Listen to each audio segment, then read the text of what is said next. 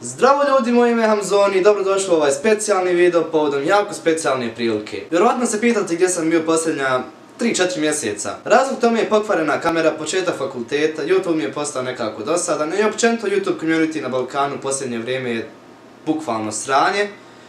I to je nekako sve dovelo do mog prestanka snimanja na YouTube. Međutim, sada snimam ovaj specijalni video povodom kraja 2018. godine. Trenutno je 31. decembar, 18:30 sati. Odlučio sam da snimim ovaj kratki showreel video 2018. godine. Nije se puno stvari izdešavalo, odnosno nisam puno stvari snimao na YouTube. Izdešavalo se dosta toga u mom životu. Nekih stvari koje sam odlučio pak da ostanu privatne i da ih ne iznosim na YouTube. Ali šta je tu je, pokušat ću da ovo bude što zanimljivije i što zabavnije za gledanje. I također se zahvaljujem puno Lami koja mi je posudila ovu kameru jer bez nje mogu da snimim ovaj video. Hvala ti Lamija puno i uživajte u videu.